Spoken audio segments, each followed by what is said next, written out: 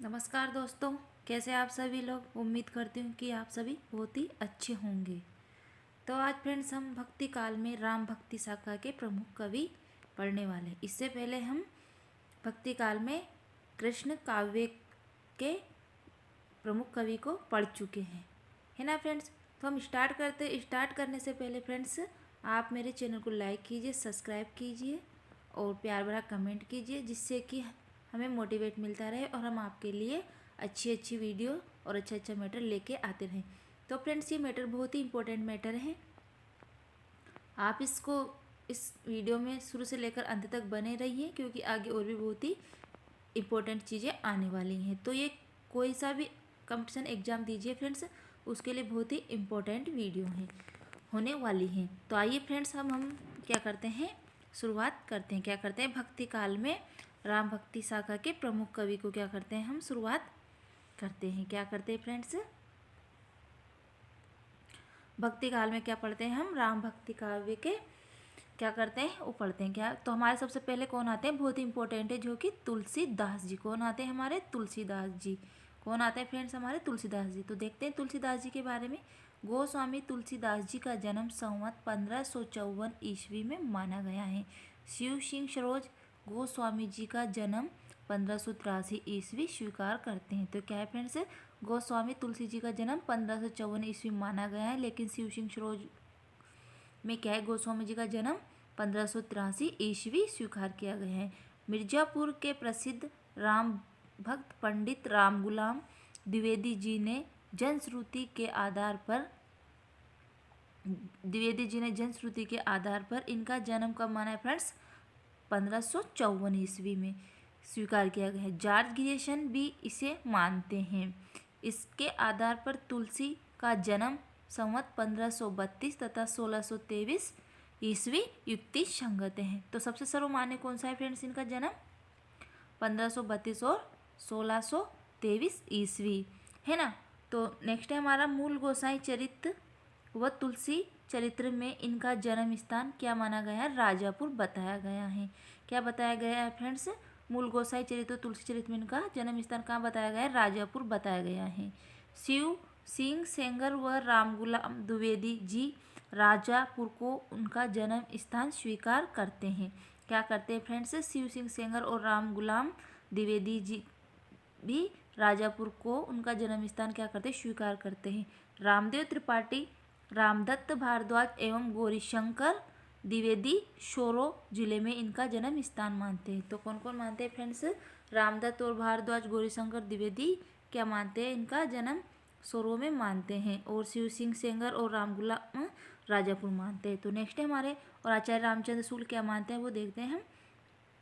तो आचार्य रामचंद्र शुक्ल जी मानते हैं कि सुकर क्षेत्र को ब्रह्म व शोरो समझ लिया गया। क्या कहते हैं आचार्य रामचंद्र शुक्ल जी, कि सुकर क्षेत्र को ब्रह्मवश क्या समझ लिया गया, सोरो समझ लिया गया, जबकि यह सुकर क्षेत्र गोंडा जिले में सरयू के किनारे एक पवित्र तीर्थ है। क्या है फ्रेंड्स, ये सुकर क्षेत्र गोंडा जिले में सरयू के किनारे एक पवित्र तीर्थ है से लिया गया है।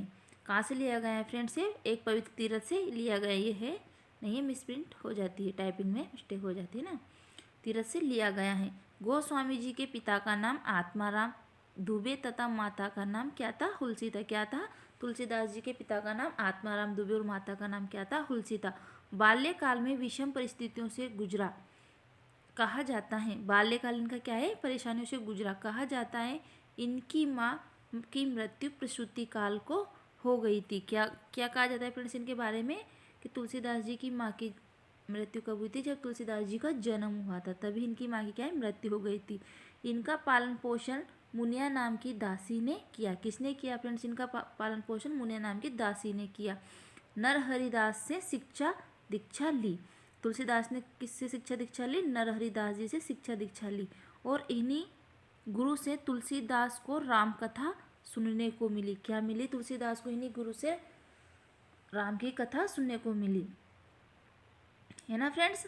तो अब देखते हैं आगे और भी। नरहरिदास जी के साथ तुलसी जी काशी आ गए। कहाँ आ गए थे नरहरिदास जी के साथ तुलसी जी, काशी आ गए, एवं परम विद्वान शेष सनातन जी की पाठशाला में 15 वर्ष तक अध्ययन करके शास्त्र पारंगत बने और जन्मभूमि राजापुर लौटे। क्या हुआ फ्रेंड्स, तुलसीदास जी काशी आ गए और वहाँ पर परम विद्वान से सनातन जी से पाठशाला में 15 वर्ष तक क्या किया, इन्होंने अध्ययन किया और शास्त्र में पारंगत हो गए और फिर वापस कहाँ है, ये जन्मभूमि, इनकी जो जन्मभूमि थी राजापुर, वहाँ लौटे। नेक्स्ट है हमारा तुलसीदास जी का विवाह रत्नावली नामक स्त्री से हुआ। किससे हुआ तुलसीदास जी का विवाह? रत्नावली नामक स्त्री से हुआ। बहुत इंपॉर्टेंट मैटर है फ्रेंड्स, ध्यान से सुनिए और पढ़िए।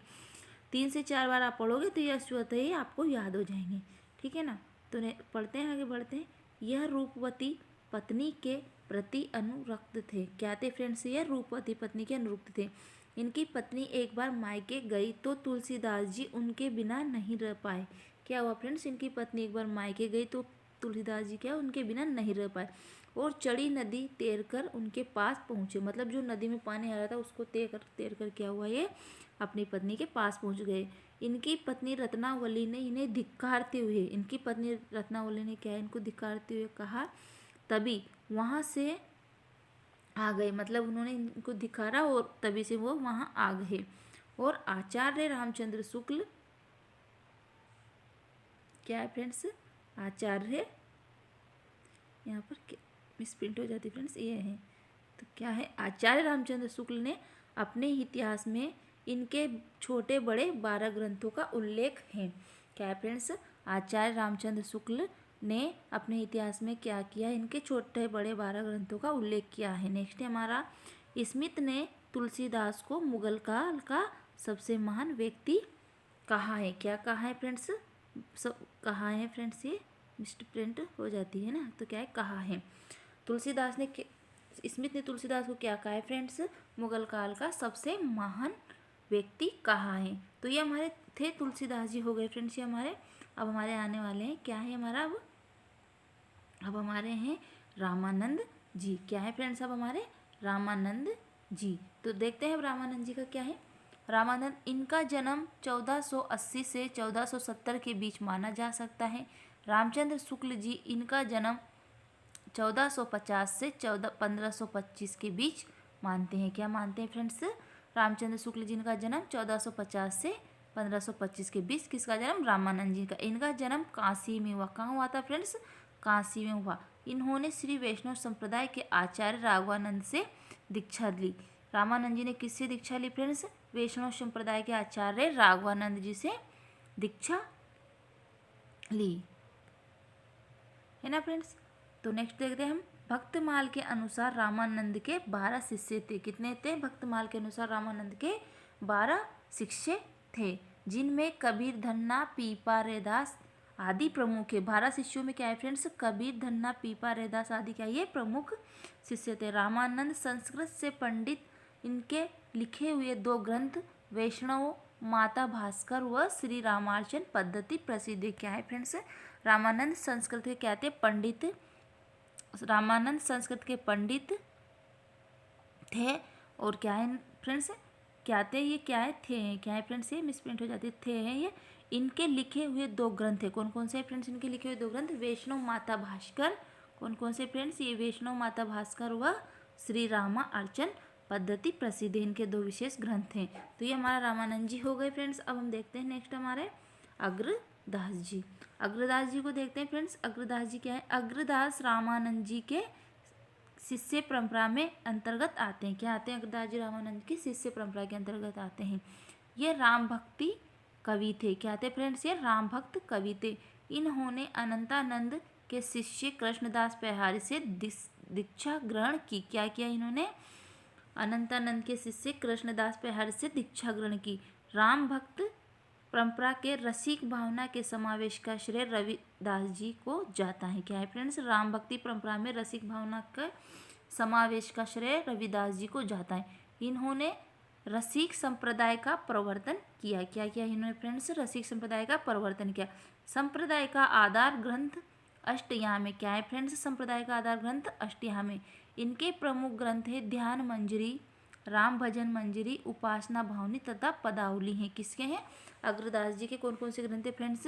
ध्यान मंजरी, राम भजन मंजरी, उपासना भावनी और पदावली है। इनके ग्रंथों की भाषा ब्रज भाषा है। क्या है फ्रेंड्स, अग्रदास जी के ग्रंथों की भाषा कौन सी है, ब्रज भाषा है। नेक्स्ट है हमारा, वह स्वयं को जानकी सीता की सखी मानकर अग्र अली नाम से काव्य रचना किया करते थे। क्या है, अग्रदास जी क्या करते थे, स्वयं को जानकी सीता की सखी मानकर अग्र अली नाम से क्या करते थे, काव्य की रचना किया करते थे। तुलसीदास ने समकालीन थे। क्या थे अग्रदास जी, तुलसीदास के फ्रेंड्स क्या थे, समकालीन थे। क्या थे फ्रेंड्स, तुलसीदास जी के समकालीन थे। तुलसीदास के समय मर्यादावाद की प्रधानता थी तथा रसिक भावना का अभाव था। क्या था फ्रेंड्स, तुलसीदास के समय मर्यादावाद की प्रधानता थी तथा रसिक भावना का अभाव था। तो ये हमारे हो गए अग्रदास जी। अब हमारे नेक्स्ट आते हैं फ्रेंड्स ईश्वर दास। ईश्वर दास की रामकथा से संबंधित रचना का नाम भरत मिलाप है। क्या है फ्रेंड्स, ईश्वर दास की रामकथा से संबंधित रचना का नाम भरत मिलाप है। यह रामचरित से संबंधित हिंदी का प्रथम, क्या है फ्रेंड्स, हिंदी का प्रथम महाकाव्य है। क्या है, रामचरित मानस से संबंधित प्रथम महाकाव्य है। कौन सा, ईश्वर भरत मिलाप, ठीक है, जो 16वीं सदी के आरंभिक समय में लिखा गया। कौन सा, ईश्वर दास, क्या लिखा गया, ये 16वीं सदी के आरंभिक समय में लिखा गया। इसमें राम वंश में मिलने जाते हुए क्या है फ्रेंड्स, इसमें क्या है, राम से वन में मिलने जाते हुए भरत के करुण व कोमल प्रसंग को आधार बनाया गया है। क्या है फ्रेंड्स, ईश्वर दास में राम से वन में मिलने आ जाते हुए भरत के करुण व कोमल प्रसंग को आधार बनाया गया है। नेक्स्ट है हमारा, इनकी दूसरी, क्या है फ्रेंड्स, इनकी दूसरी रचना अंगद पेज भी राम कथा से संबंधित है। क्या है इनकी दूसरी रचना, पहली तो कौन सी थी इनकी, भरत मिलाप, और दूसरी कौन सी है, अंगद पेज भी राम कथा से संबंधित है। इसमें रावण की सभा में अंगद के पैर जमाकर खड़े रहने का वीर से परिपूर्ण वर्णन मिलता है। क्या है फ्रेंड्स, इसमें रावण की सभा में अंगद के पैर जमाकर खड़े रहने का क्या है, परिपूर्ण वर्णन मिलता है ना फ्रेंड्स। तो ये हमारे ईश्वर दास जी हो गए, राम भक्त के कवि हम पढ़ रहे हैं फ्रेंड्स। बहुत ही इंपॉर्टेंट मैटर है, आप ध्यान से इसको पढ़िए और शुरू से लास्ट तक पढ़िए फ्रेंड्स, इसको स्किप ना कीजिए क्योंकि बहुत ही इंपॉर्टेंट मैटर है। अब हमारे नेक्स्ट आते हैं कौन, नाभादास जी। कौन आते हैं फ्रेंड्स हमारे नेक्स्ट, नाभादास जी। कौन आते हैं फ्रेंड्स अब हमारे नेक्स्ट, नाभादास जी। तो नाभादास जी को हम पढ़ेंगे। नाभादास जी हमारे फ्रेंड्स, नाभादास तुलसीदास के समकालीन राम भक्त कवियों में विशेष स्थान रखते हैं। कौन रखते हैं, नाभादास तुलसी के समकालीन राम भक्त कवियों में क्या है फ्रेंड्स, विशेष स्थान रखते हैं, सबसे ऊंचा है ना। इन्होंने भक्तमाल की रचना की, यह अग्रदास के शिष्य थे। क्या हुआ, नाभादास ने भक्तमाल की रचना की और यह अग्रदास जी के शिष्य थे। इनकी रचनाओं में भक्तमाल के अतिरिक्त अष्टयाम तथा राम भक्ति विषयक पद भी उपलब्ध हैं। क्या है फ्रेंड्स, इनकी रचनाएं भक्तमाल के अतिरिक्त कौन सी रचना है इनकी, अष्टयाम भी है तथा राम भक्ति विषय के बारे में पद भी उपलब्ध है। अष्टयाम का विशेष श्रृंगार भक्ति भावना है। क्या है फ्रेंड्स, अष्टयाम का विशेष श्रृंगार भक्ति भावना है। तुलसीदास को कलिकाल का वाल्मीकि नाभादास ने ही कहा है। किसने कहा है फ्रेंड्स, तुलसीदास को कलिकाल का वाल्मीकि नाभादास ने कहा। इसको याद रखना फ्रेंड्स, बहुत ही इंपॉर्टेंट है कि तुलसीदास को कलिकाल का वाल्मीकि किसने कहा है, तो वो है नाभादास, क्योंकि ये एग्जाम में पूछा भी जा चुका है कई बार, है ना। तो अब देखिए फ्रेंड्स, नेक्स्ट कौन आते हैं हमारे, केशव दास जी, जो कि बहुत ही इंपॉर्टेंट है ना। बहुत इंपॉर्टेंट मैटर लेके आई हूँ फ्रेंड्स मैं आप सभी के लिए। मैंने गागर में सागर भरने का काम किया है, तो आप इसको ध्यान से पढ़िए। केशव दास रीतिकालीन कवि हैं। क्या है फ्रेंड्स, केशव दास रीतिकालीन कवि हैं, परंतु उनकी कुछ रचनाएं राम भक्तों से संबंधित हैं। क्या है फ्रेंड्स, केशव रीतिकालीन कवि हैं, परंतु उनकी कुछ रचनाएं क्या है, राम भक्त से संबंधित हैं। इनके द्वारा रामचंद्रिका हिंदी राम काव्य परंपरा की एक विशेष रचना है। क्या है, इनके द्वारा रामचंद्रिका हिंदी राम काव्य परंपरा की एक विशेष रचना है, जो 1601 में लिखी गई। यह प्रबंध काव्य है। क्या है फ्रेंड्स, रामचंद्रिका एक प्रबंध काव्य है जो 39 प्रकाशों या अध्यायों में विभाजित है। क्या है फ्रेंड्स, 39 प्रकाशों या अध्यायों को क्या है, प्रकाश भी कहा जाता है, तो प्रकाशों में विभाजित किया गया है। तो इस कथा के अनेक प्रसंग प्रसन्न राघव, हनुमान नाटक तथा अनर्घ राघव रचनाओं से क्या है फ्रेंड्स, इस कथा के अनेक प्रसंग है फ्रेंड्स, जैसे कि प्रसन्न राघव, हनुमान नाटक तथा अनर्ग राघव, ये रचनाओं से क्या थे फ्रेंड्स, प्रभावित दिखाई देते हैं। कौन दिखाई देते थे फ्रेंड्स? केशवदास, है ना। प्रबंधात्मक की दृष्टि से इस रचना के अनेक कथा प्रसंगे क्या है? प्रबंधात्मक दृष्टि से क्या है? इस रचना के अनेक कथा प्रसंगे रामचंद्रिका अपनी संवाद योजना के कारण अत्यंत उच्च कोटि की रचना है। क्या है? रामचंद्रिका अपनी संवाद योजना के कारण अत्यंत उच्च कोटि की रचना है। अब देखते हैं फ्रेंड्स, ये भक्ति काल के हमने प्रमुख तो पढ़ ली है, भक्ति काल के अन्य राम भक्त कवि जो कि आ भी जाते हैं तो राम भक्त के, लेकिन कम इम्पोर्टेंट है। हमने इम्पोर्टेंट सबसे पहले महत्वपूर्ण थे वो पढ़ लिए। ओके फ्रेंड्स, तो अब पढ़ते हैं कौन कौन से, देखते हैं। प्राणचंद चौहान, माधवदास चरण, हृदय राम, नरहरि भरत और लालदास कपूरचंद। कौन कौन से फ्रेंड्स? ये प्राणचंद चौहान, माधवदास चरण, हृदय राम, नरहरि भरत, लालदास और कपूरचंद। तो ये तो हमारा क्या हो गया फ्रेंड्स, क्या हुआ फ्रेंड्स, ये हमारा भक्ति काल में राम भक्ति के प्रमुख कवि। अब हम है ना नेक्स्ट वीडियो में फ्रेंड्स इनकी रचनाएं पढ़ेंगे और वो भी ट्रिक के माध्यम से पढ़ेंगे। तो आप प्लीज़ मेरे चैनल को सब्सक्राइब कीजिए, लाइक कीजिए, जिससे कि मेरी वीडियो आपको रोज़ मिलती रहे। और फ्रेंड्स एक प्यार भरा कमेंट कीजिए कि आपको मेरी वीडियो कैसी लगी।